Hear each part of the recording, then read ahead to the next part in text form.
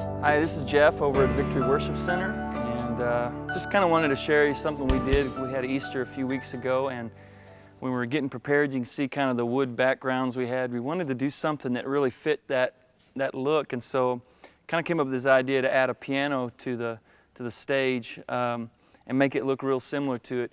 One of the things with piano that makes it really difficult to use a real live piano is because tuning and even just micing it in a good way where it doesn't have feedback and it sounds good.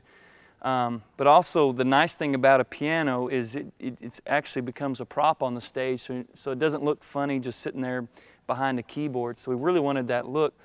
But the problem was we didn't have a piano, and so we went out and we got this piano for $300. It was a junker. One of the main reasons that we got a piano that looks like this is because a lot of times with the grand, you're either having to do sideways, or if it's too tall, you know, you're having to look over and do sideways. So this one, we got it where it was real low so that I could sit down and lead worship and still be connected to the audience as we're worshiping together. So I just wanted to share what we did with it and how it came about. So the first thing we did was we went through and we pulled all the keys off. It's pretty simple, and just pull them straight off. They're not screwed in or anything like that.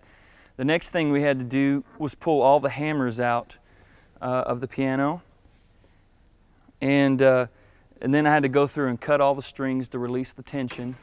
And the next we had to pull out the individual pins, so there's probably over 150 pins, pull them out, drill them out, and then that allowed the cast iron to come straight out. After that, we wanted to kind of work on how it looked, put all new casters on the bottom, make it look a little cleaner, and it roll easier. And then we went and we sanded the entire back and stained it with the same stain that was on the wood, as well as we did a little bit on this just to kind of, this part to kind of add to the look, but we didn't want it to go too dark.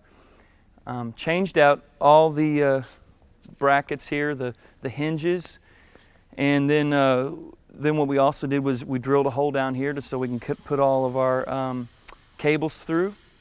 And then the last thing was just retrofitting for the keyboard itself so that it fit in there. We chose a Nord Stage 2 mainly because it fit in there. We had a certain size that we had to put in there, and there was very few keyboards that had that option. So, but basically it looks like this. We retrofitted this piece of wood so that it came straight down on the keyboard and pretty much hit all the keys. We put gaff on here just so that it didn't show up as well with the red. But yeah, pretty easy. So the next step for us is probably going to be to include a volume pedal down on the floor, so it's not hard to get in there when you're trying to get to the controls of volume. But we'll add a volume pedal. But it's been great. And I've had a lot of people that really like it. They've been let down when they realized that it wasn't real, but we really like it. So.